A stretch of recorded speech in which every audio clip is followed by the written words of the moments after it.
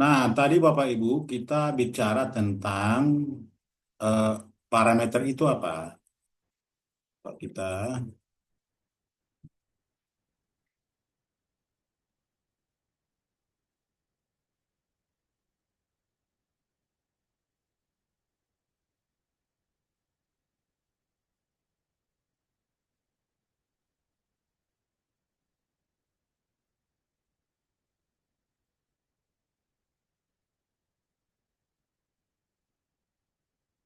bisa dilihat ini Bapak Ibu.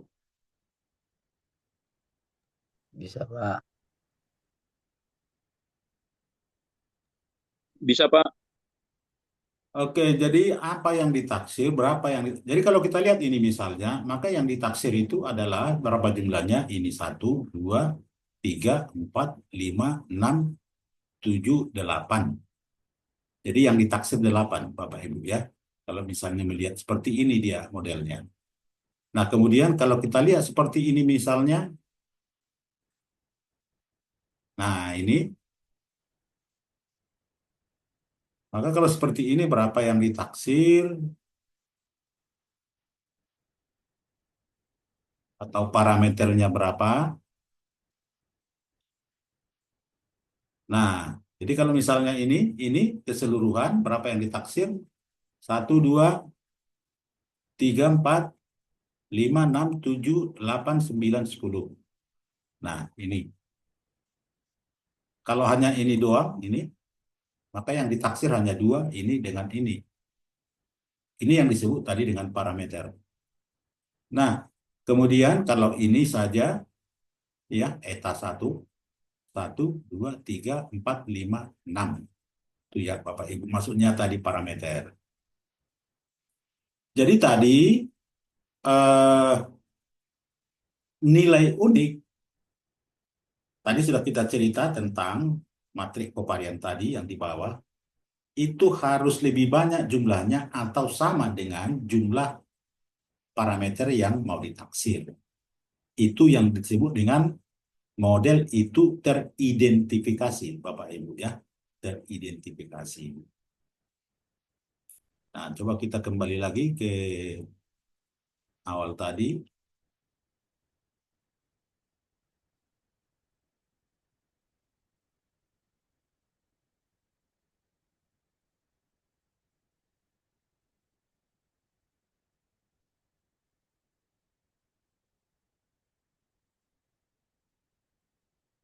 Nah, ini tadi yang dikatakan oleh klien tadi, ya, ini. Jadi, evaluasi apakah model teridentifikasi, itu maksudnya Bapak Ibu.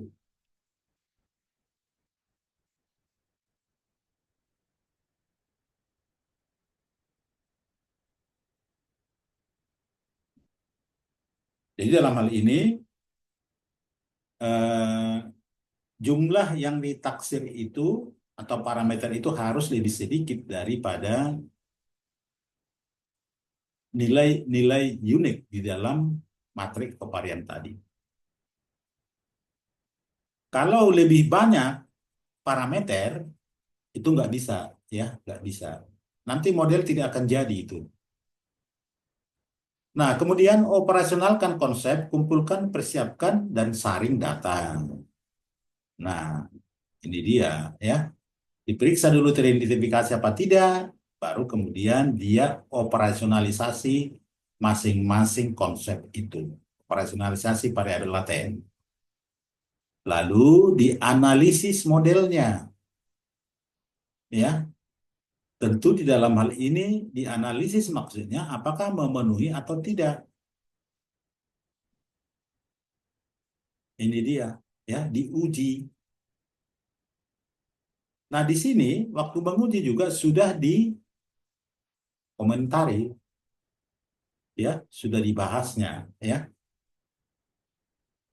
Nah, tentukan kembali model yang disesuaikan. Nah, ini maksudnya kalau di sini tidak memenuhi dia, ya, diuji tidak memenuhi, maka dia ulang lagi membuat model. Itu maksudnya, ya. Nah, kalau model yang dibuat lagi itu sudah memenuhi, ya, kemudian dianalisis, maka dilaporkan hasilnya, ya.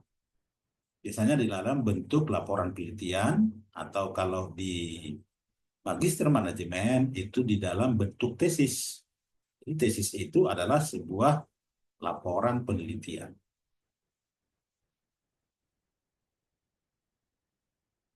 Nah, jadi proses yang dikemukakan oleh klien itulah yang pertama tadi, ya, bangun secara keseluruhan model, lalu input datanya sekaligus, ya.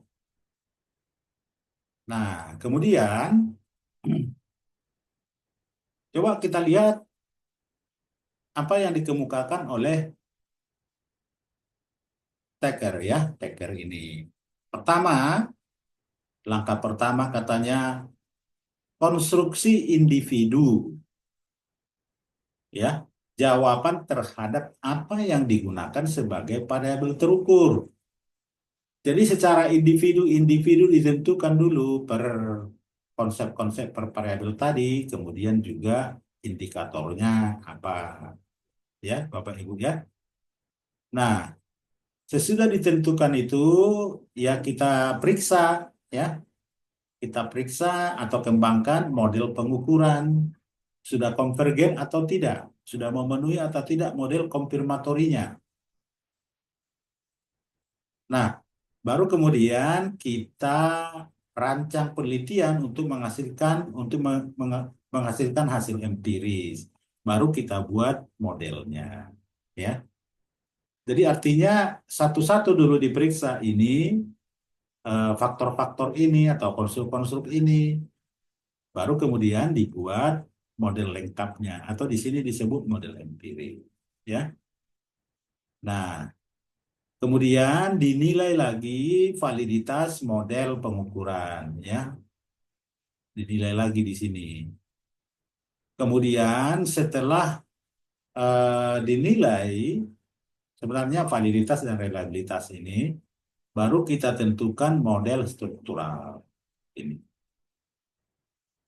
Nah, terakhir peneliti harus menilai validitas model struktural dengan memeriksa indeks kesesuaian model dan signifikansi, arah dan ukuran estimasi parameter struktural. Jadi pada akhirnya untuk model struktural ini nanti akan diperiksa apakah telah sesuai dengan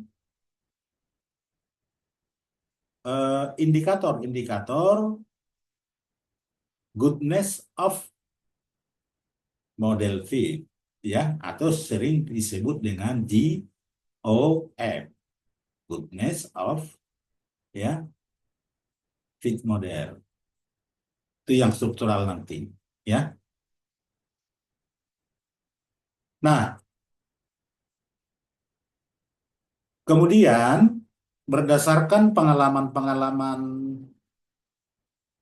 saya sendiri, ya, di dalam menggunakan daripada model SEM ini, ya, demikian juga apa namanya di dalam pengerjaan-pengerjaan tesis atau disertasi, ya, maka kelihatannya lebih terjamin, ya, lebih baik dengan memeriksa dulu, ya, dengan memeriksa dulu model-model pengukuran tadi, konfirmatori-konfirmatori tadi, baru kemudian kita gabungkan di dalam suatu model struktural berbasis teori tentunya, ya, Bapak Ibu, ya. Jadi ini dia, ya. Jadi kalau Bapak Ibu nanti, ya, ingin membangun model SEM-nya, ya, lebih bagus seperti ini. Nah, pertama, pengembangan model berbasis teori. Artinya di sini apa? Ya, kita memerlukan teori karena sekumpulan variabel yang diamati dapat mendiskusikan banyak variabel laten yang berbeda dari suatu model pengukuran. Jadi maksudnya kita bangun dulu model-model pengukurannya atau analisis-analisis konfirmatori. Karena bisa saja tergantung kepada lokus penelitian, bisa berbeda indikator-indikator, ya. Belum tentu, misalnya katakanlah indikator eh, komitmen organisasional atau komitmen kepuasan kerja bisa beda di antara lokus-lokus yang berbeda. Katakan misalnya di kantor wali kota bisa berbeda dengan di Bank Mandiri atau di PTP atau di perusahaan swasta yang lain. Katakan misalnya di Indofood bisa beda dia, ya. Nggak bisa kita katakan itu pasti sama indikatornya. Karena di sana akan ada hal-hal yang tidak ada di instansi-instansi yang lain. Maka harus kita tetapkan ini indikatornya apa, ya. Ini. Nah, kemudian juga ya perlu diingat bahwa di samping itu banyak model persamaan struktural yang berbeda dapat dihasilkan berdasarkan hubungan hipotesis yang berbeda di antara variabel laten. Ya, jadi hipotesisnya juga bisa beda-beda. Maka kalau hipotesisnya bisa beda-beda, artinya apa yang ingin diperoleh kan bisa beda-beda, ya. Walaupun mungkin sama variabel, tapi yang ingin diperoleh bisa beda-beda. Nah, maka itu dilihat dulu. Nah, jadi pengembangan model berbasis telah pustakan merupakan syarat mutlak bagi struktural equation modeling. Jadi kita lihat dulu, ya Bapak Ibu ya. Nah, bagian lain dalam konteks ini menyangkut sintesis konsep dan operasionalisasi atau konseptualisasi model. Jadi konseptualisasi model ya, itu pertama sekali yang dilakukan. Jadi pertama tadi, ya kita sudah buat model-model pengukuran atau variabel-variabel latennya apa, lalu ini diperiksa, ya, tadi dengan uji konfirmatori faktor. Nah, baru kemudian, ya, eh, ini, ya, ada beberapa tadi ABC, ya, ini kita gabung, ya, menjadi sebuah model, ya, menjadi sebuah model struktural top SEM tadi, ya Bapak Ibu ya.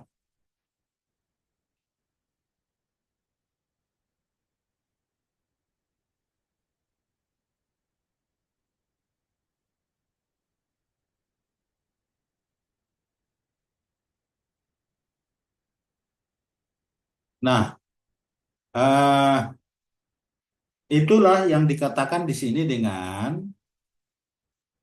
pengembangan diagram alur, ya Bapak Ibu ya. Nah, tadi kalau seperti yang sebelum-sebelumnya kita lakukan, itu disebut dengan first order CFA, first order, ya. Nah, ada juga yang second order, Bapak Ibu. Kemudian ada juga yang third order CFA. Nah, jadi untuk kita cukup dulu first order CFA, ya Bapak Ibu ya. Jadi ya. Jadi ini second order dan third order biasanya untuk S3 ya. S2 cukup second order CFA. Nah, pengembangan diagram alur merupakan visualisasi hipotesis yang diajukan dalam konseptualisasi model penelitian.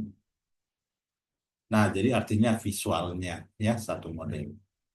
Tapi di sini nanti di dalam tentunya di dalam hipotesis SEM itu minimal dua konsep atau minimal dua variabel ya. Jadi misalnya terdapat pengaruh A B misalnya. Nah, tentu visualisasi itu mengurangi tingkat kesalahan dalam pembangunan suatu model. Itu Bapak Ibu ya. Nah, Sebuah diagram alur untuk memperlihatkan hubungan antara variabel dengan variabel, relasi antara dimensi dengan variabel, relasi antara dimensi dengan indikator. Kalau kita ini kalau second order, Bapak Ibu ya. Jadi kalau dia first order tadi, seperti yang biasa kita buat semalam, itu berarti hanya relasi antara variabel dengan indikator ya, usah pakai dimensi, tapi jadi terlalu eh, rumit.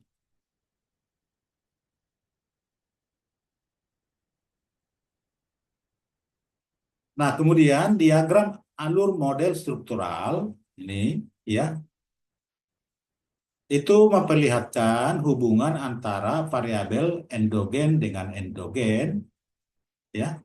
Ini Bapak Ibu ya, ini eksogen dengan endogen, endogen dengan endogen ya.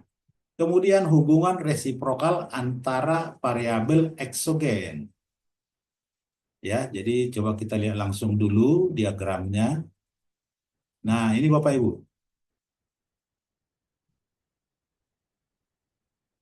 Nah, jadi hubungan antara variabel eksogen dengan endogen. Ini Bapak Ibu ya.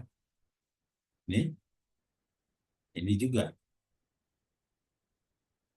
Nah, ini kemari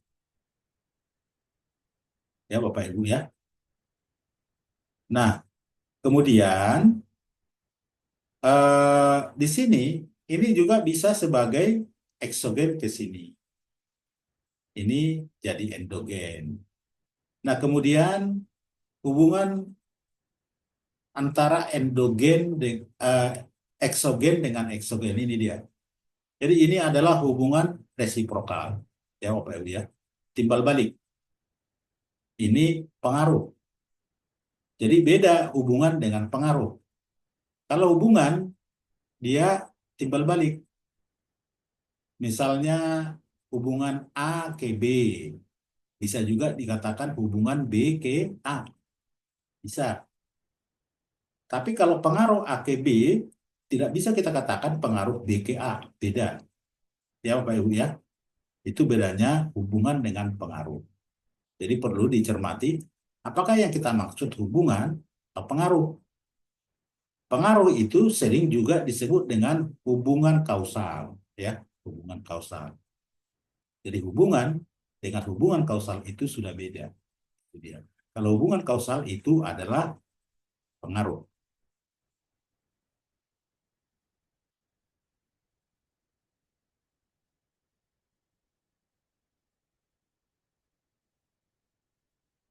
Nah, hubungan koresal kovarian hubungan timbal balik terdapat antara variabel eksogen dipresentasikan dengan panah berkepala dua. Ini maksudnya Bapak Ibu tadi, kepala dua. Ini tadi gambarnya.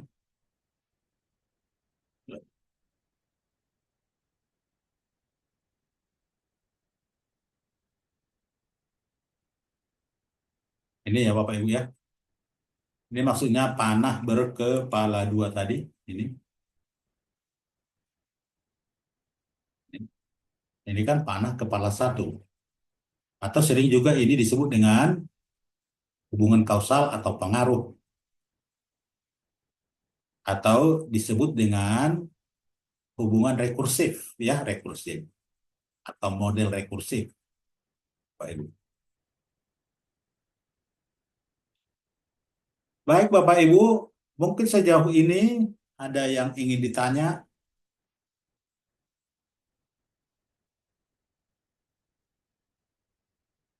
Any question so far?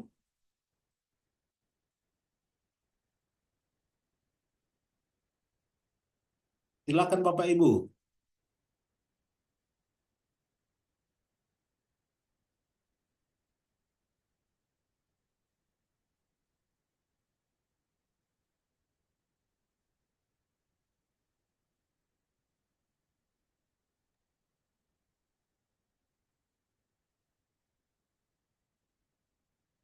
Atau tidak di tempat lagi? Gimana ini Bapak Ibu? Masih di tempat, Pak. Hah? Jangan. Tinggal Masih di itu tempat. yang buka, orangnya nggak ada lagi. Bang, ini saya lihat memang ada 12 orang ini di apa. Nah, tapi nggak bersuara kedengaran. Bagaimana Bapak Ibu? Masih setia mendengar Bapak, Pak. Masih setia?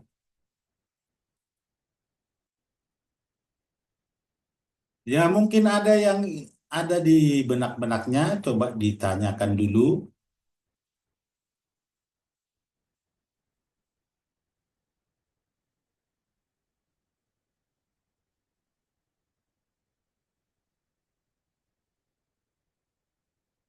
Ini Pak Atali Wajai, Ibu Apoteker Angelina, Masih standby, Pak.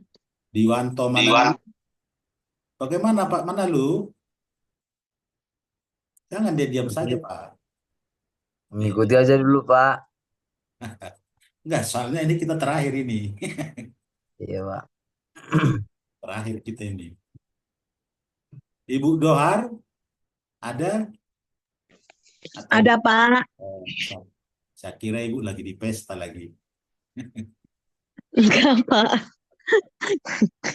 Ibu Elizabeth, Ada, Pak. ini Ibu Sabi biasanya rajin ini. Belum ada pertanyaan Ada, Pak, dulu. saya, Pak. Hah? Ada, Pak. Ada? Silakan Bu kalau ada. Belum ada. Ya, Pak. Oh, Ibu Maya ini, Ibu Maya. Silakan Ibu Ibu Maya. Elis, Biasanya ini Bu Elizabeth, Pak. cerdas ini Ibu Maya ini. Kok diam-diam sekali ini? Jangan diam-diam, ya kan? Pak Tulus, kalau ini biasanya Ya, izin, Pak. izin apa Sedih ini? terpaksa ini. Ini, Pak, tentang struktur equation modeling ini, Pak. Ini merupakan salah satu pendekatan atau memang satu-satunya pendekatan yang digunakan nanti, Pak, dalam Suaranya nggak kedengaran, Pak. Coba salah di mana ini ya? Nggak kedengaran suara Bapak itu. izin, Pak, sudah kedengaran, Pak. Oke, Pak. Silakan, Pak. Nah, begini, Pak, tentang structural equation modeling ini, Pak. Ini kan salah satu pendekatan proses yang digunakan di dalam proses penelitian yang kita buat. Nah, ini apakah memang satu-satunya, Pak, pendekatan yang kita gunakan, atau memang ada lagi nanti pendekatan yang bisa digunakan, Pak, di dalam proses penelitian kita? Kemudian, eh, di dalam eh, structural equation modeling ini atau SEM ini, Pak, ini kan nanti analisis regresi yang digunakan adalah analisis regresi berganda. Ya, Pak. Mhm.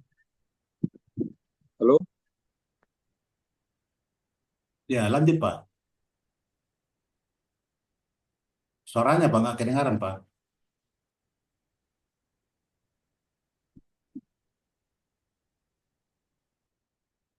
Pak Tulus? Ya, halo, Pak. Jaringan saya mungkin kurang Ya, bagus, Pak. nggak apa-apa. Diulang aja, Pak. Nggak apa-apa itu. Diulang aja kalau gangguan jaringan.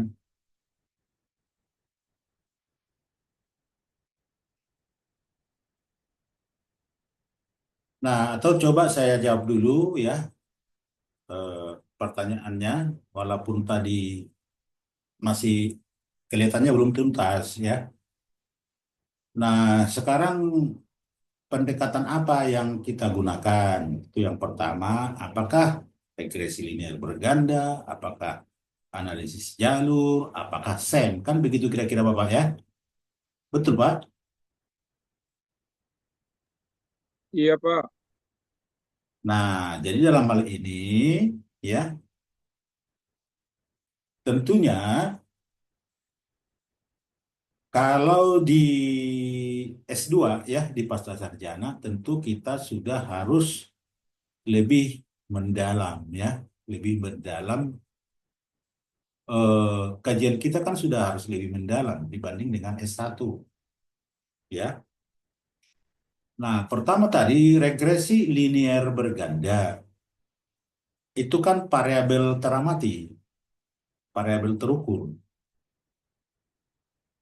Jadi langsung bisa dilihat ya, bisa dilihat terukur. Nah, di sini sering juga ada dibuat indikator-indikator ya, tapi itu hanya uraian, lebih bersifat uraian daripada variabel teramati tadi. Misalkan katakanlah eh, variabelnya kita katakanlah misalnya tadi kepuasan kerja ya, kepuasan kerja ya. Jadi misalnya katakanlah kita buat indikatornya kepuasan terhadap eh, pekerjaan itu sendiri, kepuasan tetap sejawat, kepuasan eh, terkait apa namanya pimpinan kan begitu. Ada kan ada indikator tiga. Lalu mungkin dari indikator ini akan kita buat pertanyaan pernyataan untuk angket ya. Nah, maka rata-rata butir ya, indikator rata-rata butir yang menunjukkan indikator katakanlah tadi kepuasan terhadap eh, teman kerja ya. Buat teman kerja itu rata-rata butir tadi ya, berapa opini. Nah, rata-rata indikator nanti itulah untuk variabel kepuasan kerja. Kan langsung kelihatan berapa angkanya, artinya terukur. Nah, di sini seolah-olah ya sama saja ya, bahwa variabel tadi kumpulan atau rata-rata dari ini ya, dari indikator-indikatornya kan. Nah, di dalam regresi kita tidak menemukan adanya variabel tidak langsung. Karena bisa jadi misalnya variabel-variabel eksogen itu sebenarnya ada itu variabel tidak langsung terhadap variabel terikatnya. Kan begitu Bapak Ibu ya. Tetapi karena kajian kita ya relatif dangkal, katakanlah itu di skripsi kan Bapak Ibu ya. Skripsi biasanya kan. Nah, maka mungkin bisa saja ada. Itu adalah variabel tak langsung. Tapi karena kita tidak mendalami, ya, nah itu enggak kita apa namanya, enggak kita elaborasi kan begitu, kita elaborasi itu.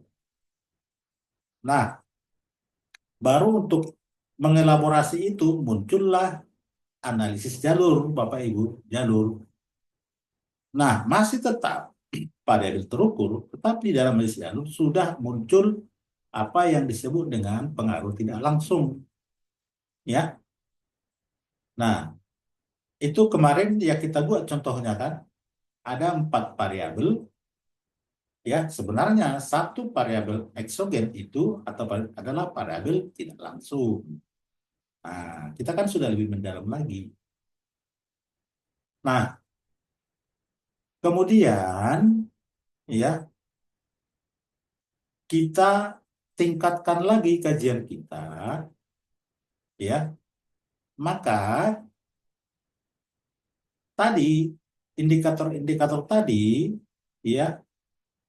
Jadi bukan sekedar rata-rata, ya, atau variabel-variabel tadi tidak sekedar rata-rata dari indikator.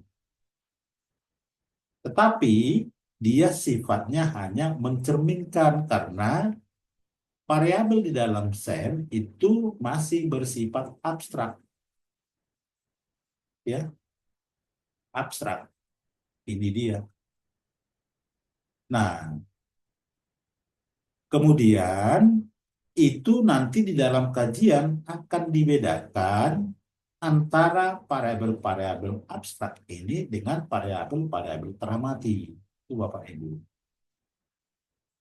Dan kemudian masing-masing variabel ini kita periksa lagi, variabel laten ini. Itu yang ada kita sebut dengan analisis faktor konfirmatorial tadi. Jadi artinya, ya, dengan perubahan-perubahan pendekatan yang kita lakukan di dalam analisis data tentunya, ya, kan tentu kajian-kajian yang kita lakukan semakin lebih mendalam, semakin lebih luas.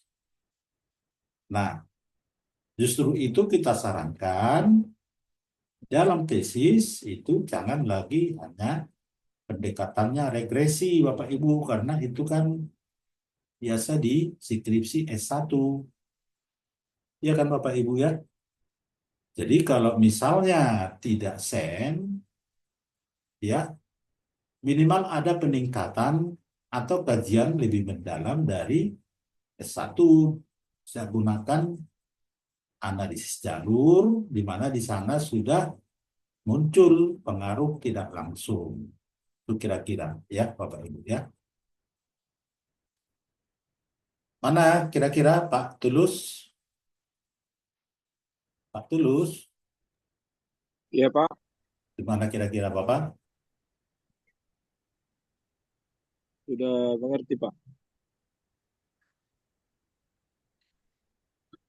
Terima kasih Pak. Nah, kemudian disarankan apa namanya? Karena ini kan ada rencana-rencana ada rencana-rencana pengajuan ya, pengajuan reakreditasi. Maka kalau bisa itu secepat-cepatnya dibuat apa namanya bisa berupa artikel untuk publis ya Bapak Ibu ya, dipublis untuk kinerja mahasiswa.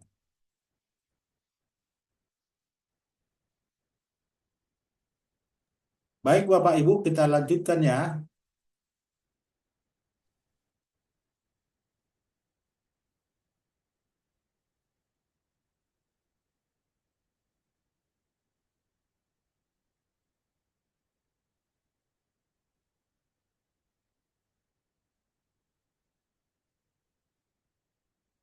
Jadi tentang parameter tadi sudah bisa dipahami ya Bapak Ibu.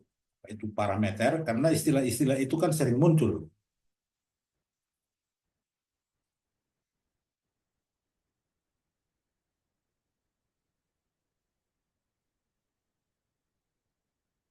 Nah, baik ya.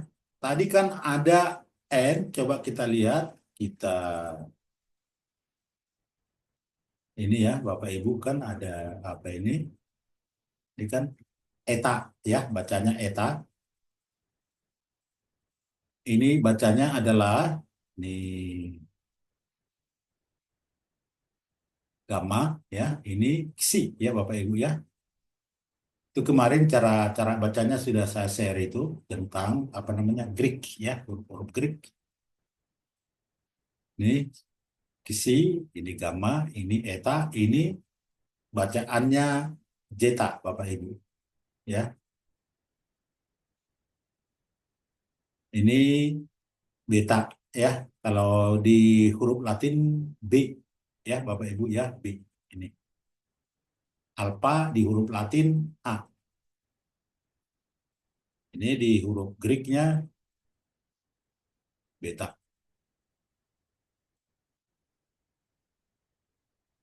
Nah, coba kita lihat lagi.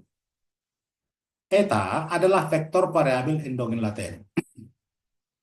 Nah, jadi di dalam bentuk matrik, eta itu atau variabel endogen atau terikat, itu dia berbentuk vektor, artinya matriks satu kolom, Bapak Ibu ya. Vektor itu matriks satu kolom saja dia. Nah, demikian juga ini, kisinya ini biasanya yang di eksogen, itu juga vektor satu kolom. Zeta, ini residual, ya, zeta. Nah, ini vektor juga, ya, vektor, itu satu kolom. Nih. Nah, asumsi yang mendasari model peristiwa tergantung pada parametrisasi yang diberikan, ya. Jadi misalnya kalau eh, nilai harapan errornya itu sama dengan 0, ini, karena kan kita berharap nggak ada kesalahan kan, Bapak Ibu ya, error 0, maka rata-rata variabel endogen sama dengan 0, ya. Nah, nilai harapan ekspektasi maksudnya hubung ekspektasi isi sama dengan 0, rata-rata variabel eksogen laten sama-sama 0, ya, ekspektasi sama dengan 0, rata-rata kesalahan laten atau gangguan sama dengan 0. Jadi artinya kalau 0 semuanya ya gangguan juga 0, ya Bapak Ibu ya. Nah di sini bahwa residual itu atau zeta tidak berkorelasi dengan variabel eksogen Xi, ya. Jadi kesalahan laten tidak berkorelasi dengan variabel eksogen laten. Jadi begini maksudnya Bapak Ibu.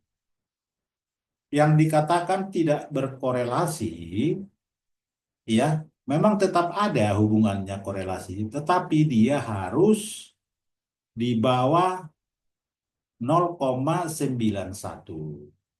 Ya Bapak Ibu. Jangan kalau dikatakan maksudnya di sini tidak berkorelasi, ya 0 bukan, ya Bapak Ibu. Bukan maksudnya. Karena kalau dia 0 korelasi antara variabel atau apa saja, maka dia nggak bisa berada di dalam satu model.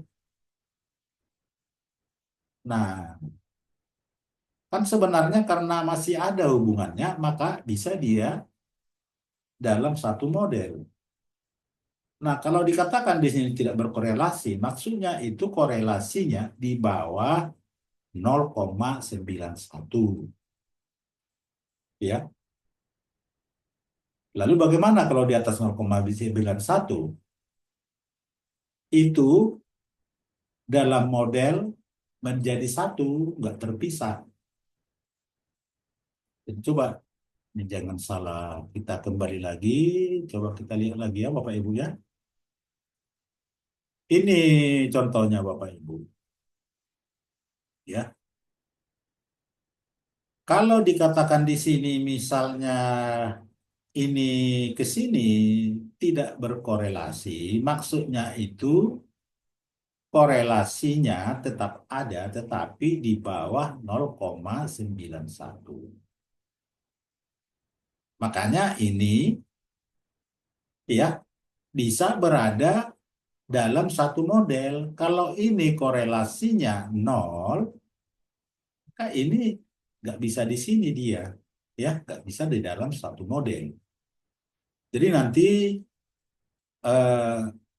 jangan salah pengertian dengan istilah tidak berkorelasi di dalam satu model. Nah demikian juga ini kan dikatakan ini kan tidak berkorelasi, tetapi bukan berarti dia korelasinya 0, tetap ada tetapi di bawah 0,91 ya Bapak Ibu ya.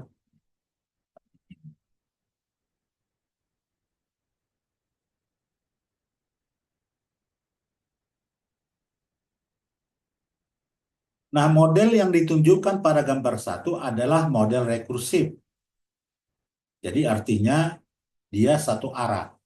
Kalau dia dikatakan rekursif itu berarti lebih bagus istilah kita adalah pengaruh. Jadi gini Bapak Ibu misalnya ya. Jadi ini pengaruh ini ke sini. Pengaruh ini ke sini. Ini dikatakan dengan rekursif ya. Ke sini. Ini ke sini. Tapi kalau ini tidak rekursif, non-rekursif, atau ini yang disebut tadi dengan hubungan resiprokal timbal balik. Ya, Bapak Ibu ya itu tadi rekursif.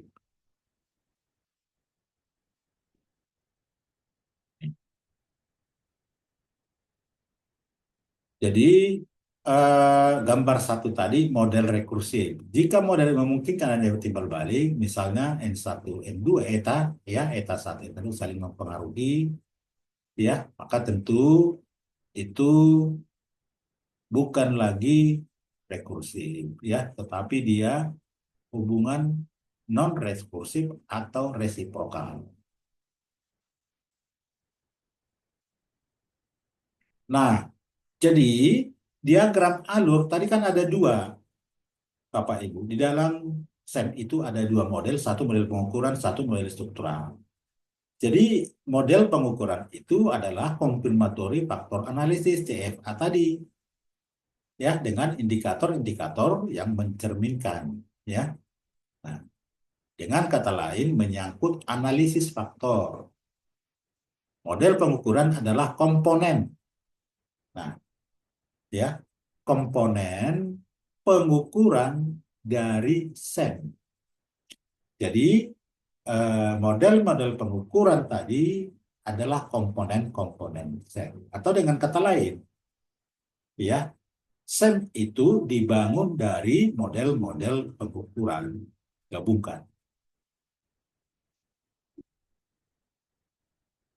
Nah, contoh lain, nah, ini dia Bapak Ibu. Jadi ini dia model-model pengukuran, ya Bapak Ibu, ya.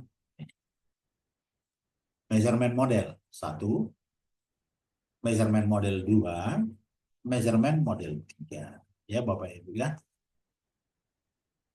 Cuman disarankan jangan seperti ini, hanya satu indikator, karena ini nanti tidak teridentifikasi, ya. Jadi kalau bisa indikatornya minimal 3 agar dia identified, ya. Jadi derajat bebasnya itu, ya, bisa sama atau lebih banyak dari nilai unik di kovarian matrik atau di matrik variannya, itu Bapak Ibu. Nah, jadi jangan salah Bapak Ibu, ya. Ini kalau begini dia hanya begini saja, itu model pengukuran, ya Bapak Ibu. Ini measurement model 1. Tetapi kalau ini tadi adalah rekursif, satu anak panah berkepala tunggal anak panah berkepala, maka ini model struktural. Nah, jadi jangan silap nanti Bapak Ibu. Cuman kalau ini model rekursif, ini kan korelasi. Korelasi ini. Tapi, ya, maka ini adalah model pengukuran. Jadi model pengukuran ini ada 5 indikator.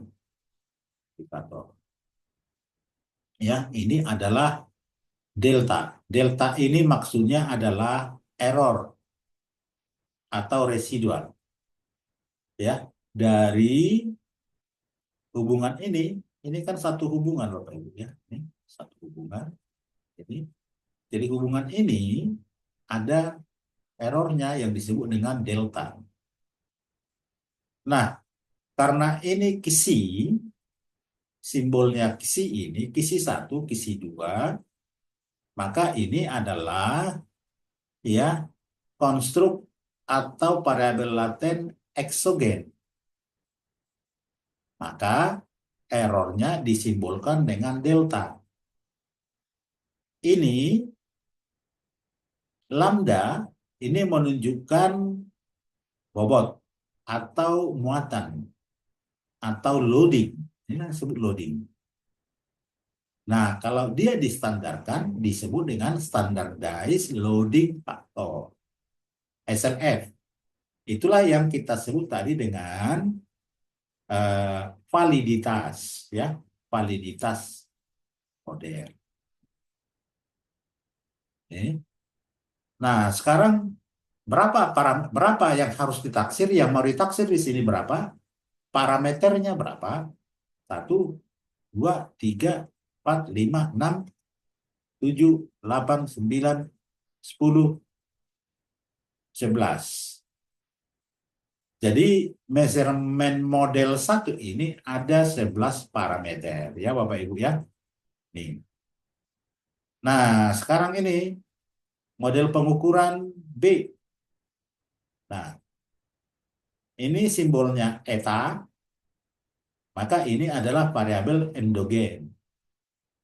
Maka errornya disimbolkan dengan epsilon ya Bapak Ibu. Kalau di sini tadi delta, ini epsilon. Nah, berapa parameternya ini? 1, 2, 3, 4, 5, 6. Ya. Nah, jadi kalau misalnya seperti ini, dibuat matrik kovariannya, maka yang di bawah diagonal itu, ya, atau diagonal dan yang di bawah, itu akan 6 jumlahnya. Ya, 6. Jadi nilai uniknya 6, parameternya 6, maka itu namanya degree of freedom, DF-nya sama dengan 0. Artinya apa? Model masih teridentifikasi. Tapi kalau parameternya misalnya yang mau ditaksir 7, nilai uniknya hanya 6, maka nggak bisa ditaksir. Under identified. Nggak bisa dilanjutkan.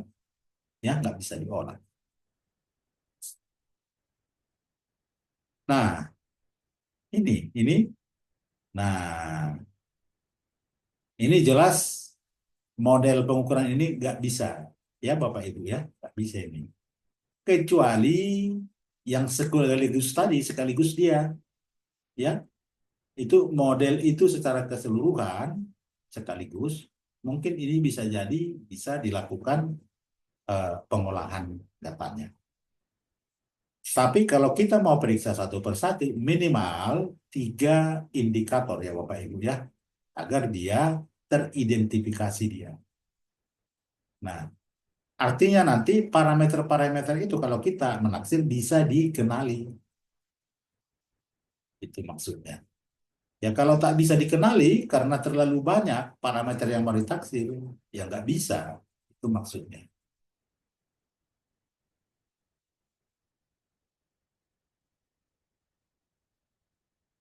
Nah, ini X1 dihubungkan melalui ya lambda X11 sampai X52.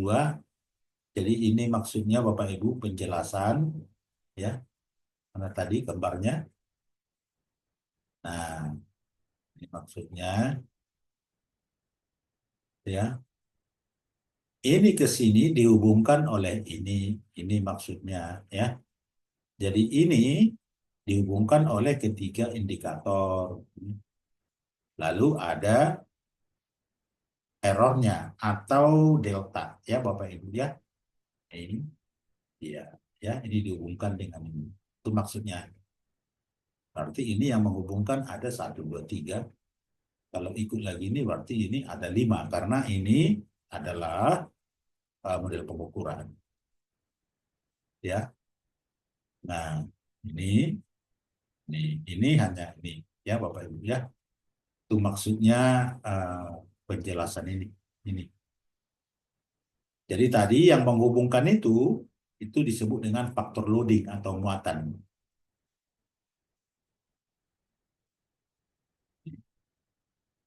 Ya. Jadi kalau disimbolkan dia dengan eta tadi itu berarti variabel endogen. Kalau kisi tadi itu exogen, ya.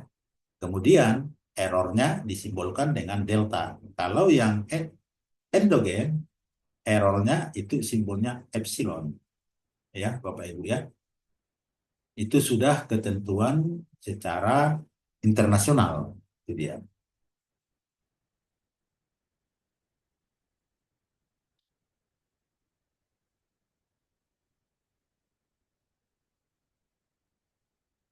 Nah, ini penjelasan. Nah, sekarang kita masuk ke konversi diagram alur ke dalam serangkaian persamaan struktural.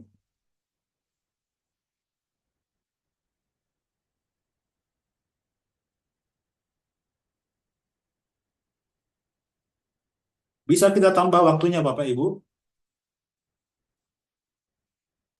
Bisa, Pak. Oke, Lanjut. ya. Kita Bisa, tambah Pak. waktunya. Bisa kan? Bisa, Pak. Oke, kita Bisa, Pak. Oke, kita lanjutkan ya. Nah, sekarang kita tadi kan sudah gambarkan itu diagram visualisasinya, ya. Nah, langkah selanjutnya kita konversi, kita rubah itu ke dalam bentuk persamaan, ya. Jadi tadi kan ada struktural, ada pengukuran, ya kan? Ada measurement. Itu berarti persamaannya juga dalam bentuk fungsional itu akan ada struktural, ada pengukuran, ya kan Bapak Ibu ya. Nih. Nah, model yang telah disajikan dalam bentuk PET diagram ya atau diagram jalur dikonversi kepada dua jenis model persamaan, yaitu persamaan model pengukuran measurement model dan persamaan model struktural model. Nah, coba kita lihat yang struktural. Struktural dulu kita lihat. Jadi secara eh, tradisional ya, maka seperti ini dia. Ya, Bapak Ibu ya. Eta, ini maksudnya eta adalah variabel eksogen. Sama dengan ini beta, cuman dalam huruf besar karena dia matrik.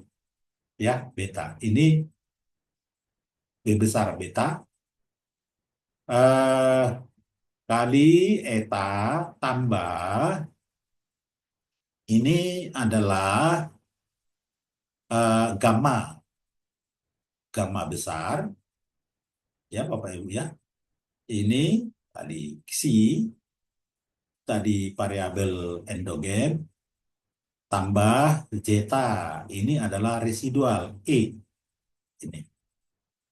Ini dia persamaan model struktural itu secara umum.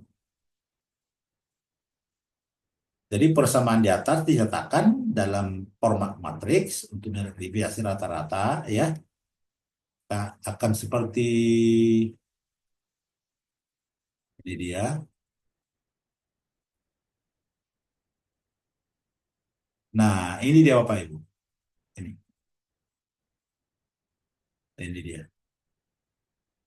Nah, jadi begini Bapak Ibu ya. Ini kita misalkan ini hanya ini kemarin kan kita sebut Y kalau regres Y ini. Ya Bapak Ibu ya, Y. Tetapi kalau kita meneliti mungkin kan ada 60 responden, ya kan? 60 responden.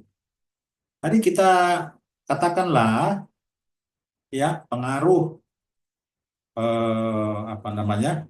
Keadilan organisasi dan kepuasan kerja terhadap komitmen organisasional guru-guru di Tapanuli Tengah atau guru-guru SMA atau SMP, entah ya SD bisa saja ya di Tapanuli Tengah. Nah, sekarang misalnya kepuasan kerja. Kita kan misalnya ada 60 responden ya Bapak Ibu, 60.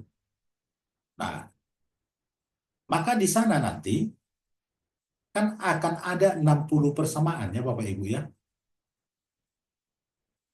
Karena nanti masing-masing ini punya berapa opininya tentang komitmen organisasional, berapa skalanya nanti, opini, kepuasan kerja, opininya tentang keadilan organisasional kan itu. kan akan ada nanti 60 persamaan. Karena ada 6 responden. Mereka akan punya mungkin ya pola-pola atau pendapat yang tidak sama. Nah, maka yang kita buat contoh ini hanya 2 responden, Bapak Ibu. 2 saja ini. Ya kan? Ini. N1, eta 1, eta 2. Ya. Nah, maka kalau begini, ya, maka ini tadi, inilah yang disebut dengan beta besar ini. Matriks. Ya, Bapak Ibu ya.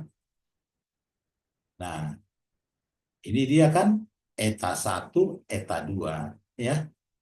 Bisa saja ini sampai 60. Ini sampai 60. Nah, bisa Bapak Ibu bayangkan kalau ini sampai 60, macam mana pula itu semua matriksnya itu kan. Oleh sebab itulah harus dibantu oleh software. Ya. Nah, ini hanya penyederhanaan untuk pemahaman kita ini. Ya. Ini tadi matriks gammanya ini, ya, atau bobot, atau loading, ya. Mungkin kalau diregres, kita sebut ini koefisien, ya Bapak Ibu, ya. Nah, di sini dia disebut dengan bobot, ya, atau loading. Nih, loading daripada variabel eksogen Xi ini. Jadi Xi-nya ada 2. Karena tadi 2 responden. Jadi misalnya kita ambil contoh saja tadi, pengaruh keadilan organisasi dan apa namanya kepuasan kerja terhadap komitmen organisasional. Tapi kita menggunakan SEM, kan begitu, ya. Maka ini adalah ya komitmen organisasional ini, ya, ini adalah variabel eksogen. Tapi kan ada 60 tadi responden kita. Maka kita buat ini sampai 60. Ya. Ini kan cuma 2, kita ambil contoh. Nah, contohnya misalnya 2 responden, kita ambil contoh. Maka hanya ada eta 1, eta 2. Ya, Bapak Ibu ya. Ini dia loadingnya, muatannya, ya. Ini tadi, karena ada 2, tentu eta 1, eta 2. Ini adalah loading daripada apa namanya tadi, ini Xi, ya. Karena ada 2, Xi 1, Xi 2. Nah, karena ini ada 2 persamaan, ya, maka tentu residualnya juga 2, ya, zeta 1, zeta 2. Ini akan dalam berbentuk vektor, ya, vektor, karena dia kan satu kolom. Ini juga vektor satu kolom, ini enggak, ya. Ini matriks putus angka, ini vektor, ya. Ini juga kita lihat, ya.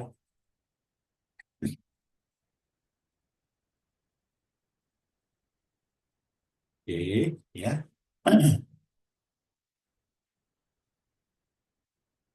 Nah, dari persamaan tadi, ya, kita akan memiliki, ya, kalau kita pisahkan, ini dia.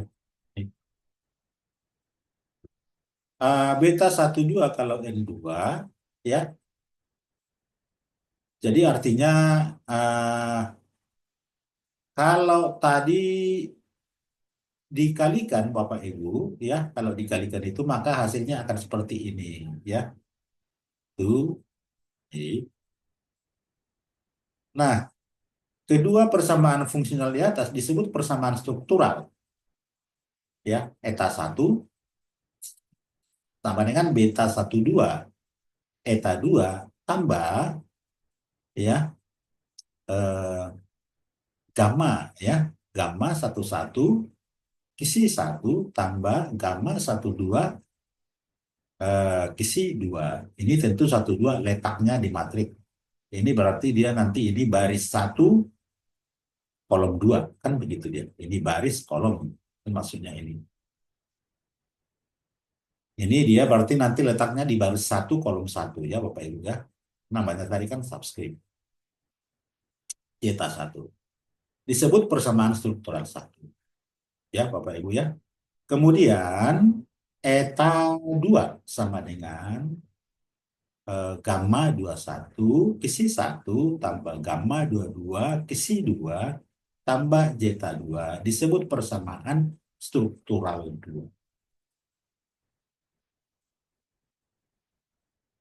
Nah, kemudian kalau tadi itu adalah formula umum model struktural, maka kita lihat sekarang model pengukuran ya Bapak Ibu ya. Nah, ini kita lihat yang Y ya Bapak Ibu ya, model pengukuran sama dengan A. Ini adalah alfa besar karena dia dalam bentuk matriks ya, dibuat alfa besar ya, lain kalau alfa kecil. Y eta tambah epsilon. Karena ini adalah variabel endogen, maka residualnya simbolnya tadi kan E, epsilon. Ya. Nah, ini kan variabel endogen ya Bapak Ibu ya. Nih. Nah, apa yang bisa kita katakan dari sini? Bahwa di sini kita lihat ya, indikator ini dipengaruhi oleh ya errornya dengan konstruk ya. Ini kan pengaruh ini ke sini, ini pengaruh ini ke sini ya kan Bapak Ibu ya. Jadi jangan silap menafsirkan nanti. Nah, ini sekarang kalau dia model pengukuran eksogen ya, maka ini gamma Xi, ini Xi. Ini tambah delta, ini hilang deltanya. Ada delta di sini Bapak Ibu ya. Ini kan ada epsilon, ini ada delta sebenarnya, cuman ini hilang kali nggak ketik ini.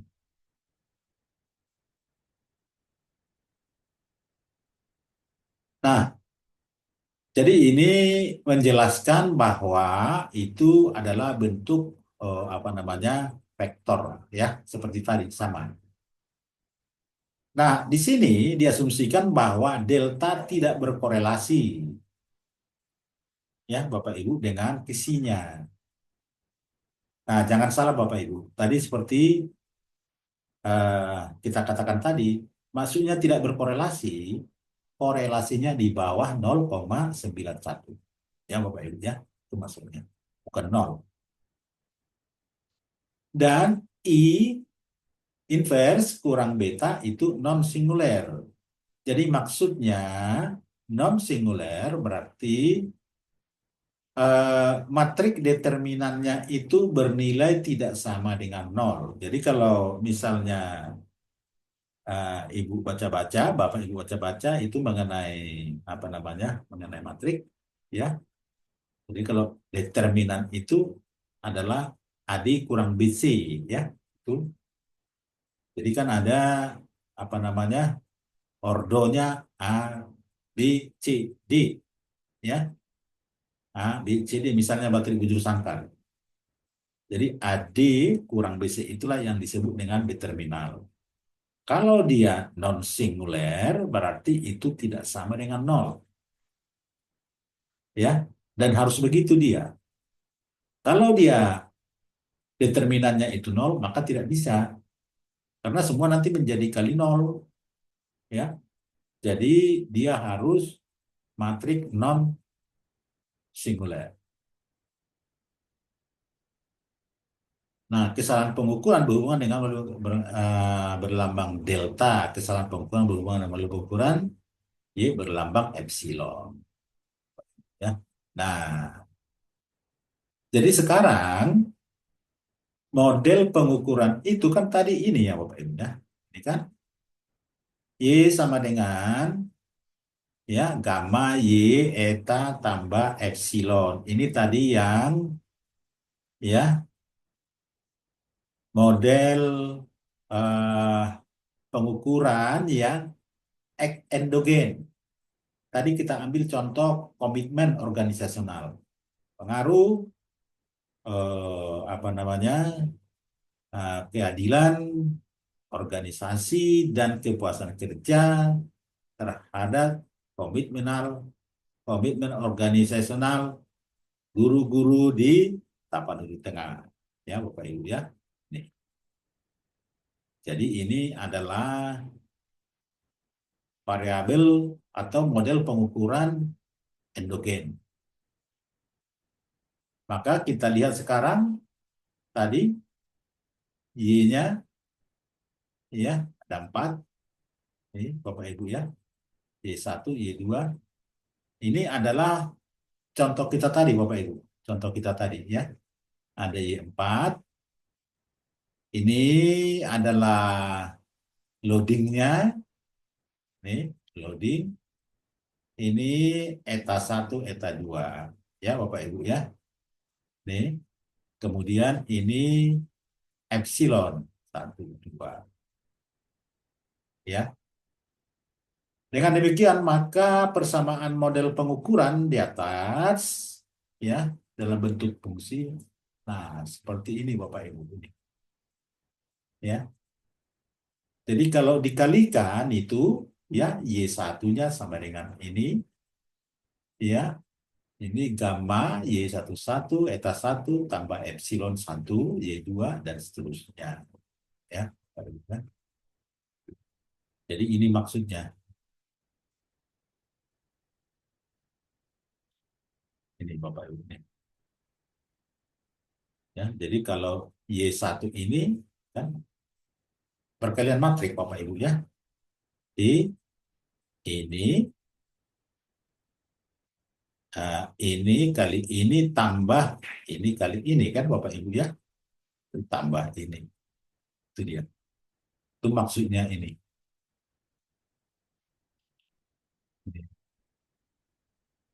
Jadi dibuat seperti ini dia. Nah, yang perlu lagi diperhatikan ini kan pengaruh eta 1 terhadap indikatornya Bapak Ibu ya. Ini berarti sekarang ada 4 persamaan fungsional. 1, 2, ya, 3, 4. Nah, dalam konteks model persamaan struktural, berbasis kovarian dapat dilihat bahwa variabel laten endogen eta 1 dan eta 2 yang mempengaruhi indikator Y1 hingga Y4. Jadi variabel latennya yang mempengaruhi. Nah, karena variabel laten endogen kedua, eta 2 hanya memiliki satu indikator. Masih ingat tadi Bapak Ibu ya? Ini coba kita lihat. Ini halaman berapa ini? Jadi kalau coba kita kembali ke tadi, ini kan hanya satu indikator.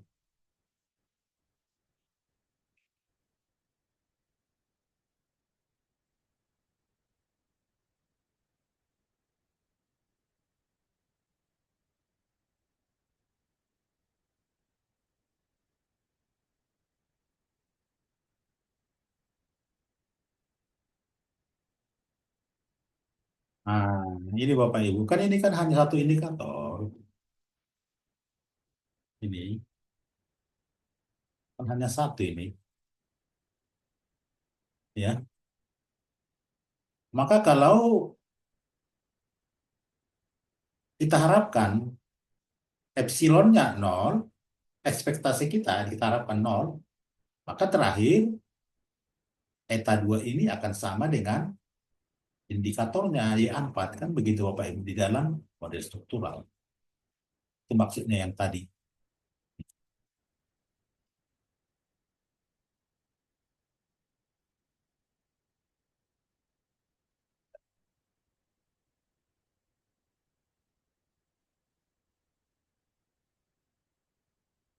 Nah, ini tadi Bapak Ibu ya. Karena variabel laten endogen kedua, eta 2 hanya memiliki satu indikator yaitu Y4 ya.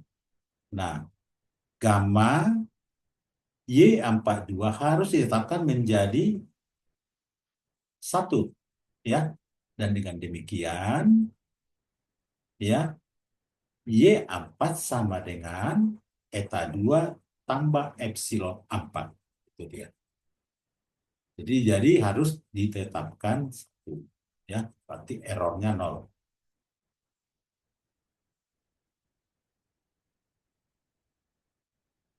Nah, jadi cara yang sama juga untuk X ini. Itu kan ada 5 tadi Bapak Ibu ya. Iya kan? Ada 5 indikatornya kan? Kita kembali.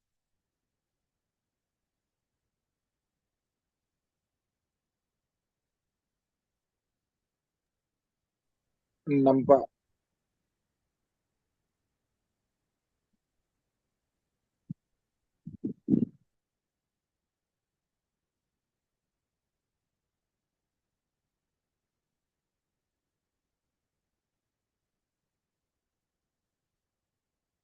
Nah, ini kan 5 indikatornya ya Bapak Ibu ya.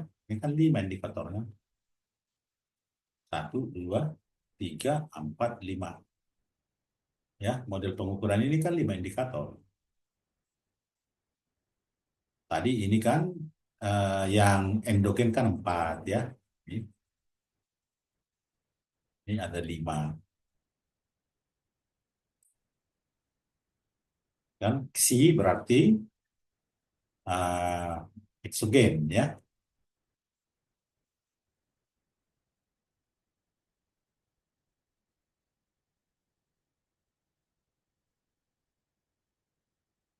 Nah, ini dia Bapak Ibu ya. Jadi ini ya. Gamma itu adalah ini matrik loadingnya, isinya ini isi 1, isi 2 ya Bapak Ibu ya. Ini.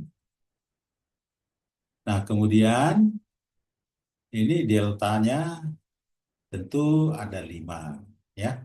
Jadi kalau ini perkalian matrik, ini kan kali Bapak Ibu ya. Ini kali ini, tambah ini kali ini ya, seterusnya. Maka akan diperoleh seperti ini Bapak Ibu. Ini sekarang persamaan fungsionalnya ya. Jadi ada 5 ya. Nah, jadi dengan cara yang sama seperti tadi, cuman sekarang karena ini adalah model pengukuran eksogen ya, simbol-simbolnya beda. Ini sekarang kan isi ini delta ya. Kalau tadi kan epsilon. Maka ada 5 persamaan. Nah, dalam konteks persamaan struktural berbasis kopan dapat dilihat bahwa variabel laten eksogen isi 1 ini ya, dan isi 2 ini ya mempengaruhi indikator X1 hingga X5 ya.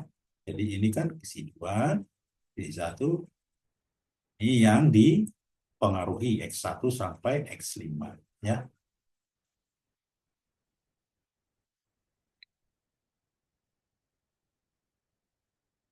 Nanti ini akan tentunya kelihatan juga di diagram ya, di diagram itu, di gambar diagramnya.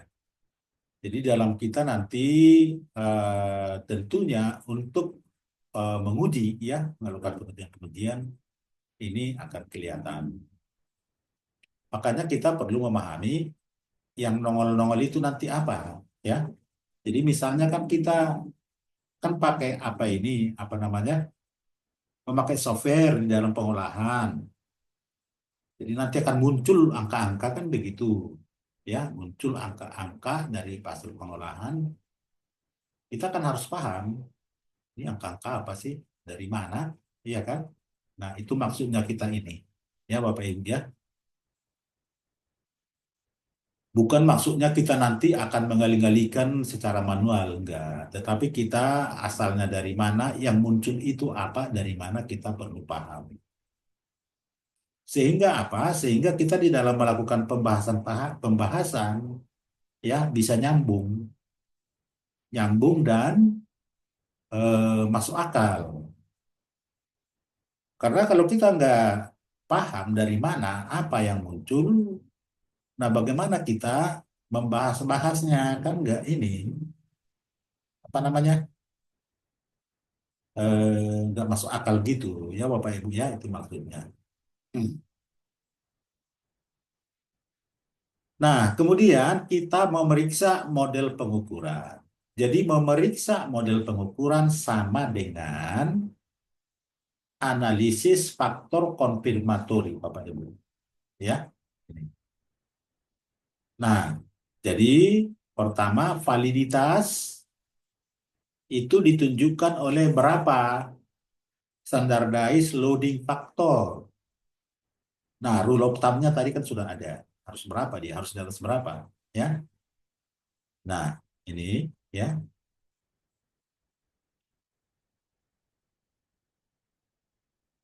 Nah, jadi dia apa namanya? Kalau bisa dia di atas 0,7 ya Bapak Ibu ya. Itu nanti eh, kita yakin baru model pengukuran itu bisa dia membangun model struktural dengan baik. Memang di atas 0,5 sudah bisa ya standardized loading factor validitas. Tapi kita ini sering bermasalah di dalam membangun model struktural ya. Tapi bisa juga jadi.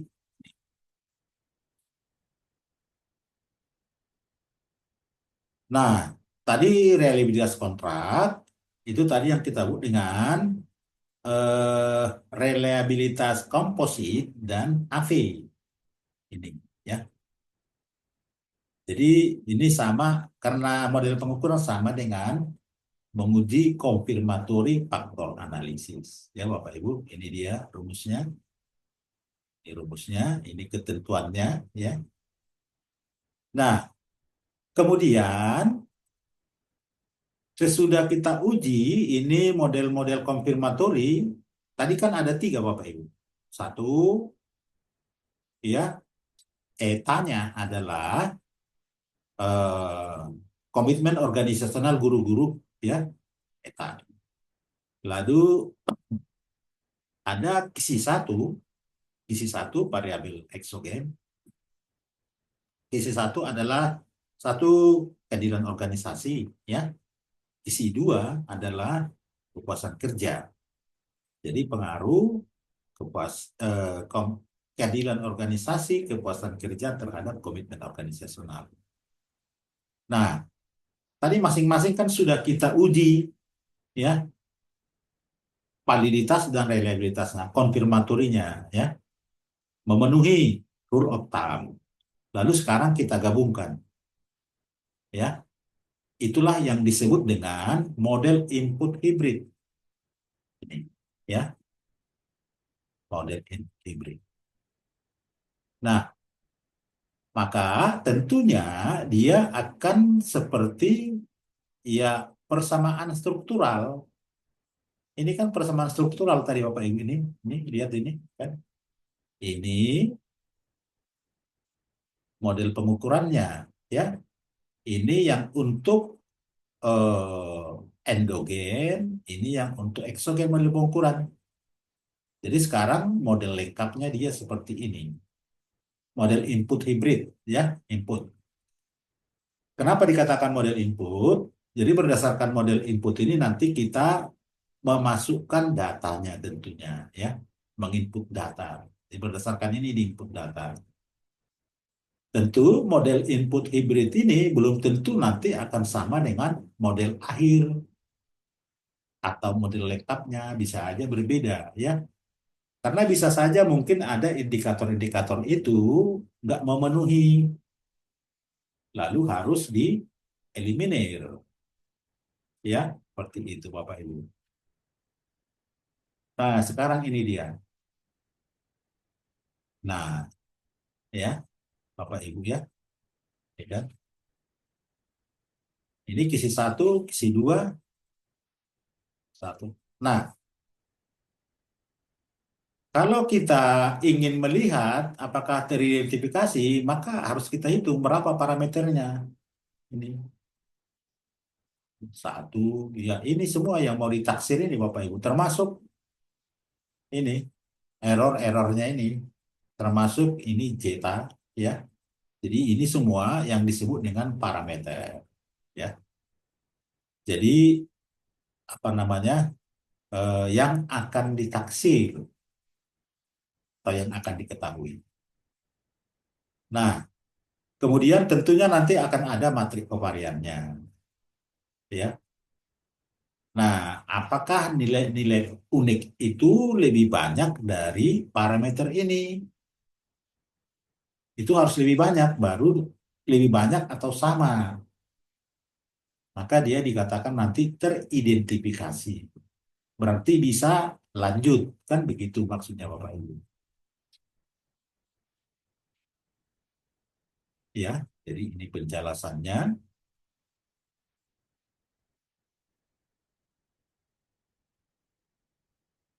Ini penjelasannya Bapak Ibu, ya. Penjelasan. Nah, ini tadi modelnya. Ini yang untuk apa namanya? Dua tadi ya Bapak Ibu ya. Jadi ini tadi kita sebut ini komitmen organisasional ya. Ini pokoknya ini galaksi tambah zeta ya.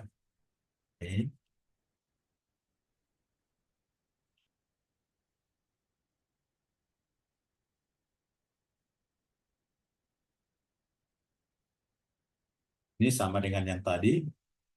Nah, ini Bapak Ibu tadi, identifikasi model persamaan struktural. Ya, Bapak Ibu ya. Nih. Jadi sudah kita bangun model hibridnya, ya. Kita periksa lagi apakah ini teridentifikasi atau tidak. Nah, kalau tidak teridentifikasi berarti tidak bisa dilanjutkan. Nah, bisa juga kita menggunakan rumus ini, Bapak Ibu. Degree of freedom sama dengan setengah G, P tambah Q, P tambah Q tambah 1 kurang T. Ini maksudnya grup. Karena itu tadi satu grup, ya Bapak Ibu, satu grup. Grupnya apa? Guru-guru di eh, Tapanuli Tengah misalnya, ya. Mungkin bisa juga kita pisahkan dia grup guru SMA, grup guru SMP. Maka G ini menjadi 2. Ya. Maka kajiannya bisa makin luas.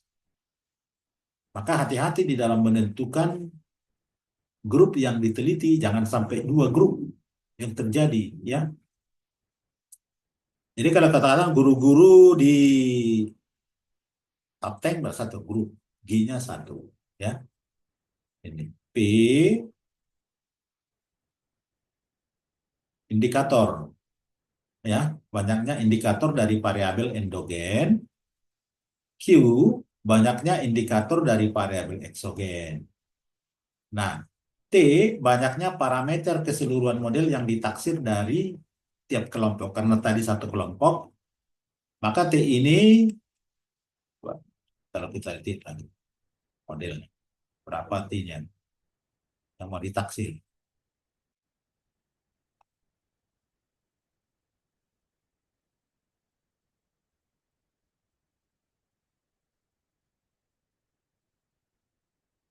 Masih di tempat Bapak Ibu? Masih, Masih, Pak. Pak. Masih, Pak.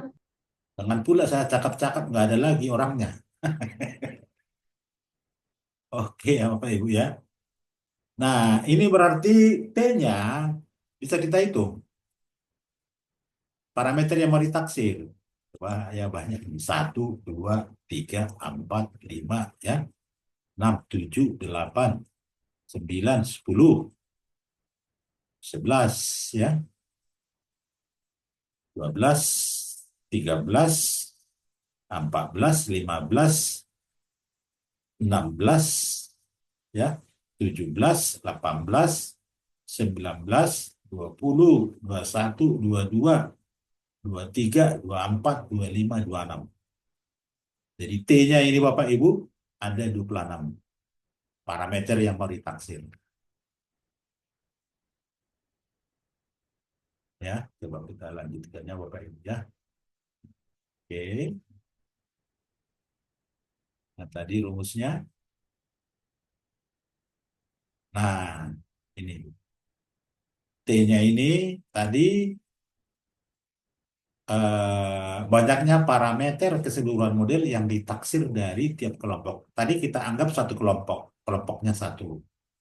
Nah, tadi kan kita sudah bilang indikator dari variabel endogen, kalau tidak salah tadi kan 4. Ya Bapak Ibu ya, 4. Indikator dari variabel eksogen, tadi kalau di contoh kita tadi yang sebelumnya itu kan ada 5 ya. Jadi tinggal apa namanya? Tinggal dimasukkan nih DF-nya. Jadi DF ini harus eh, kalau bisa harus lebih besar dari 0. Coba kita lihat. Nah, bila derajat bebas DF sama dengan 0 disebut just identified. Just identified maksudnya pas-pasan gitulah ya, just identified. Jika degree of freedom lebih besar 0 disebut over identified. Jadi sebaiknya dia kalau tidak just identified, over identified. Jadi DF itu kalau tidak 0 di atas 0 ya. Nah, kalau DF lebih kecil dari 0 dikatakan under identified. Di bawah tidak teridentifikasi atau dengan kata lain tidak teridentifikasi. Nah, kalau demikian apa? Nggak bisa dilanjutkan Bapak Ibu ya. Stop sampai di sana. Jadi nanti apa namanya? Biasanya modelnya nggak jadi. Diagram alurnya biasanya nggak jadi. Kalaupun jadi itu nggak bisa dipakai ya Bapak Ibu ya. Nah, gejala-gejala yang memperlihatkan terjadinya problem identifikasi, angka-angka aneh muncul seperti adanya varian residual yang negatif. Nih, varian. Padahal kita mengetahui varian nggak mungkin negatif karena dikuadratkan kan ya Bapak Ibu ya. Selisihnya kan dikuadratkan. Jadi nggak mungkin negatif. Tapi itu muncul ya dari output kita, itu berarti terjadi masalah identifikasi. Matrik informasi atau diagram alur yang seharusnya disajikan tidak dapat dihasilkan oleh program. Nah, ya. Simpangan baku satu atau beberapa bobot sangat besar ya simpangan bakunya. Standardized loading faktornya nanti ada yang kebesaran di atas 1 ya. Timbul P yang sangat tinggi antara variabel yang diestimasi ya. Jadi P itu di atas lebih besar dari 0,9. Maksudnya ini Bapak Ibu ya.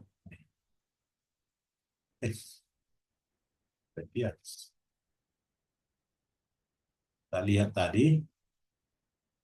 Jadi muncul dia ini terlalu besar. Itu adalah gejala tidak identified. Nah, tadi.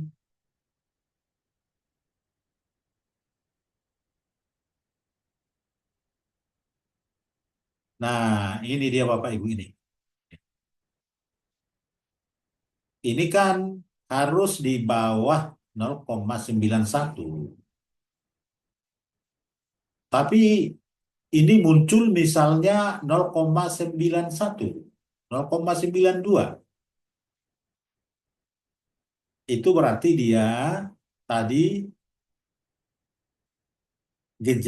salah satu gejala under identified, tidak teridentifikasi.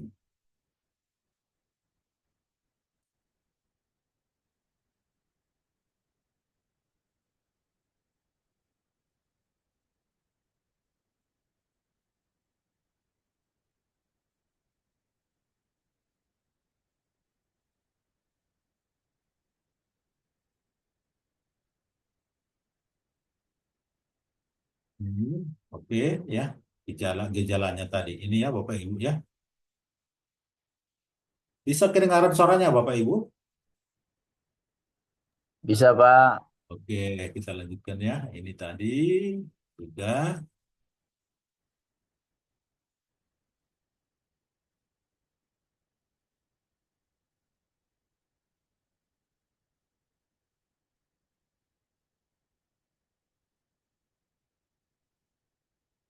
Oke, ini diskrepansi ya. Ini maksudnya fungsi-fungsi yang eh, di luar ya, diskrepansi di luar, kesalahan-kesalahan di luar. Oke. Nah, ada beberapa fungsi diskrepansi seperti estimasi kemungkinan maksimum likelihood ya. Nah, jadi begini nih, kalau apa namanya? Kalau model kita itu atau kalau data kita itu ya atau sebaran data kita itu kan nggak mungkin normal ya, nggak mungkin normal sebarannya, nggak mungkin itu mendekati bentuk lonceng ya, itu sangat sulit. Maka biasanya akan jarang kita gunakan estimasi maksimum likelihood ini. Ini kalau di apa namanya? Kalau di regres kemarin kan ada apa itu? Kan ada least square, ya kan? Kuadrat terkecil. Artinya kalau kita menarik garis rata-rata itu, maka titik-titik yang terdekat itulah yang kita ambil, ya kan? Kan kuadratnya itu kan terkecil. Metode estimasi namanya. Jadi kalau di SEM, metode estimasinya ada MLE, ada GLS, ada WLS ya. Nah, kalau kita gunakan metode estimasi MLE, maksimum likelihood, itu berarti data harus normal ya. Demikian juga GLS biasanya harus normal. Maka biasanya yang digunakan itu adalah WLS. Ini adalah metode estimasi yang robust. Artinya kalaupun dia tidak normal datanya, bisa juga digunakan ini, ya, WLS ini. Itu dia maksudnya. Ya. Cuman di dalam software-software yang lain, ada dia yang apa namanya, direplikasi datanya, ya, dibanyakkan lagi, ya, direplikasi sampai ribuan. Sehingga kalau sebaran itu sudah ribuan, itu bisa dianggap menjadi normal. Ya, itu yang kalau menggunakan AMOS, software AMOS. Ya, jadi kalau di Lisrel itu tidak perlu metode estimasi aja yang dirubah. Ya, nah itu tadi menentukan metode estimasi, ya. Nah, sekarang pemeriksaan model lengkap, modifikasi, pengujian hipotesis, interpretasi. Pemeriksaan model lengkap, ya, ini asumsi normalitas. Nah, karena ini kita menggunakan eh, weight least square metode estimasinya, ya, itu sudah bisa dianggap normal sebaran datanya, ya. Jadi nggak perlu diperiksa lagi. Nih, ini, ya, itu hanya penjelasan untuk melihat apakah sebaran itu normal. Jadi ada dua normal di sini, ya. Ada normalitas univariat, ada normalitas multivariat. Jadi secara keseluruhan normal nggak ini multivariat sebaran datanya, ya. Karena ada itu kan data indikator-indikator kan ada, ya. Maka ini secara keseluruhan normal sebarannya itu yang disebut dengan normalitas multivariat. Tapi per individu-individu itu normalitas univariat. Nah, di dalam SEM harus terpenuhi normalitas multivariat. Ya, Bapak Ibu, ya. Nah, ini tadi, ini bootstrapping, ini biasanya dilakukan kalau kita menggunakan software Amos, ya, di bootstrapping dia, ya. Tapi kalau di Lisrel nggak perlu dia di bootstrapping, ya. Dia menggunakan metode estimasi yang lain, yaitu weight least square tadi, ya. Kalau di apa misalnya di regres kemarin kita kan ada metode estimasi least square, ya. Di sini maksimum likelihood. Nah, angka-angka aneh diperiksa lagi, ada nggak yang aneh-aneh, outlier, ya, ini. Tapi biasanya jarang ini, ya. Kalaupun ada, ya itu harus dibuang, ya, dibuang outliernya, angka-angka unik. Multikoliniaritas, ya, singularitas. Nah, kalau sudah jadi diagram jalurnya, itu berarti udah pasti non singuler, tadi kan non singuler, ya. Nah, multikol ini bisa dilihat dari uji korelasi antara variabel, ya Bapak Ibu, ya, antara variabel. Artinya korelasinya apa namanya 0, di bawah 0,91. 0,90 masih bisa, ya Bapak Ibu, ya. Nah, untuk uji ini bisa saja kita uji korelasi secara bersamaan. Bisa Bapak Ibu, ya, secara bersamaan. Di apa namanya? Di spesies itu juga bisa diuji sepersamaan. Jadi yang ada korelasinya 0,91 ke atas itu nggak bisa dipakai.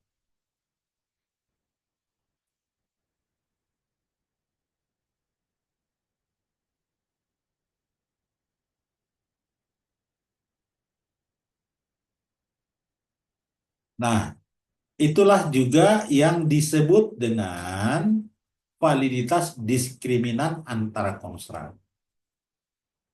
Tadi kan ada 3 variabel kita, ya Bapak Ibu, ya. Komitmen organisasional, ada kepuasan kerja, ada keadilan organisasi. Ya, maka antar variabel ini tidak bisa korelasinya di atas 0,90. Ya. Nah, jadi dia harus di bawah 0,91.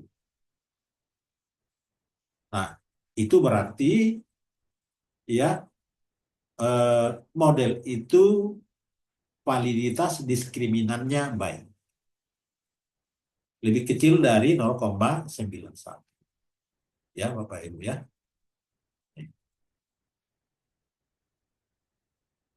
Nah, ini evaluasi atas kriteria kebaikan suai. Jadi itu tadi. Nah, ini, ya. eh chi-square dia harus di atas 0,050 berarti baik. Ya. Nah, ini kan indeks taksiran. Ini nanti akan muncul dari software Bapak Ibu. Ya. Jadi nanti kan akan muncul diagramnya, ya, muncul berapa parameter-parameternya semuanya. Nah, ini dilihat berapa ini, ya. Nah, ini harus di atas 0,050 baru baik ini. Ini harus di atas 0,09, ya, GFI-nya baru baik. Nah, ini adalah ukuran kesesuaian absolut. Berarti harus memenuhi kan begitu. Ini komparatif ya, jadi perbandingan dengan yang lain ya. Ini kesederhanaan model ya. Jadi model yang terbentuk itu nggak bisa terlalu rumit gitu ya.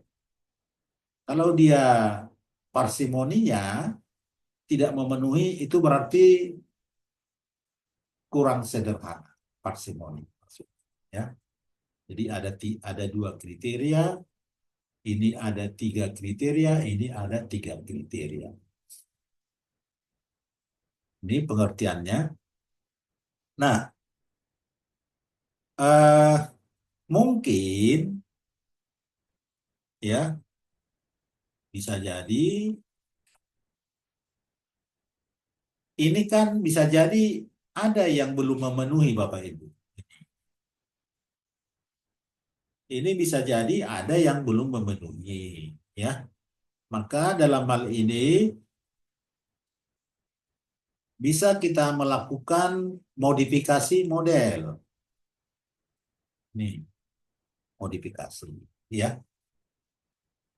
Jadi nanti itu biasanya akan muncul ya pilihan-pilihan di dalam melakukan modifikasi. Itu dia. Nah, tinggal kita memilih mana yang mau dimodifikasi. Kita pilih ya. Nanti setelah kita modifikasi melalui fitur yang ada itu, maka GOF itu akan terjadi perubahan. Ya. Bisa makin jelek, bisa makin baik. Kalau dia makin jelek berarti pilihan modifikasi kita itu nggak benar. Maka kita kembalikan lagi ke awal. Lalu kita pilih fitur modifikasi yang lain. Ya Bapak Ibu ya. Nah, kita lihat GOF-nya semakin baik, artinya semakin memenuhi apanya tadi rule of thumb ya. Nah, kalau kurang baik kita modifikasi lagi sampai ada nanti batasnya. Nah, nanti software akan memberikan fitur ya, fitur-fitur itu maksudnya modifikasi model. Nah, nanti kalau sudah apa namanya? Kalau sudah memenuhi ini Bapak Ibu ya. Ini sudah 0,05, ini sudah di atas 0,9 ya. Ini sudah lebih kecil dari 0,08 ya kan? Ini sudah lebih besar dari 0,9. Nah, itu berarti GOF-nya sudah memenuhi. Ya. Nah, kalau sudah memenuhi, baru kita ya membuat pengujian hipotesis. Tentu ada pengaruh parsial. Ya, Bapak Ibu ya, ada pengaruh parsial. Nah, di sini jet hitung lebih kecil dari jet tabel kritis. Jet tabel kritis itu adalah 1,96. Itu nanti patokan. Ya, tentu dengan derajat kepercayaan 95% atau kesalahan 0,05. Alfa 0,05. Tentu biasanya akan kita gunakan dulu uji 2 ekor. Ya. Karena kita kan belum tahu negatif atau positif. Ya, kita gunakan uji dua-duanya. Uji 2 ekor saja. Ya. Berarti tidak terdapat pengaruh signifikan variabel eksogen terhadap endogen. Ini yang parsial, ya Bapak Ibu ya. Itu. Nah, bagaimana dengan pengaruh serempak? Nah, ini Bapak Ibu ya, pengaruh serempak. Ini. Jadi di dalam SEM, R square itu menunjukkan pengaruh simultan serempak. Itu makanya ya, kalau dia berpengaruh secara serempak eksogen terhadap endogen, maka R square harus lebih besar dari 0,50 ya. Jadi kalau R square lebih kecil dari 0,50 nanti diperoleh, maka tidak terdapat pengaruh signifikan berapa eksogen secara serempak terhadap variabel endogen. Ya. Nah, tapi kalau R square lebih besar 0,50 itu berarti ada pengaruh ya R square. Berarti yang menentukan variabel endogen adalah variabel-variabel eksogennya ya. Itu baru model itu dapat diterima. Nah, kemudian interpretasi model pengaruh langsung, tidak langsung, ya, berapa keterkaitan dengan teori-teori, ya. Nah, itulah kemarin Bapak Ibu gunanya penelitian terdahulu, ya, itu kan. Penelitian terdahulu itu kita pajang untuk nanti dikaitkan atau dibandingkan dengan hasil penelitian kita. Ya, Bapak Ibu. Jadi di samping kita nanti melihat berapa besaran pengaruh langsung, tidak langsung, berpengaruh atau tidak, ya, mediasinya. Lalu ini juga nanti model yang kita hasilkan ini kita kaitkan dengan penelitian-penelitian terdahulu yang sudah kita pajang ya di tesis, ya kan, di kajian pustaka, di kajian teoritis, itu dia maksudnya, ya Bapak Ibu. Makanya itu dibuat penelitian terdahulu kan ada untuk nanti di compare atau dikaitkan dengan penelitian-penelitian hasil penelitian kita. Tentunya hasil kita harus lolos dulu uji GOF tadi, Bapak Ibu ya.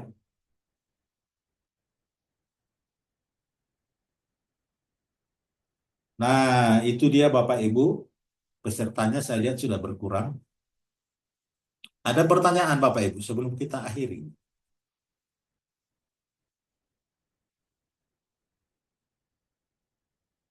Udah jam 6 ya. Oke.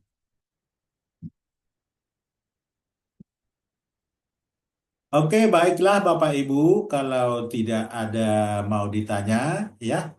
Jadi sampai jumpa kita minggu depan di UAS pada jam yang sama Bapak Ibu ya. Nah, baiklah, izin saya end ya Bapak Ibu ya. Saya leave. Terima kasih, Pak. Sama-sama. Selamat sore, Pak.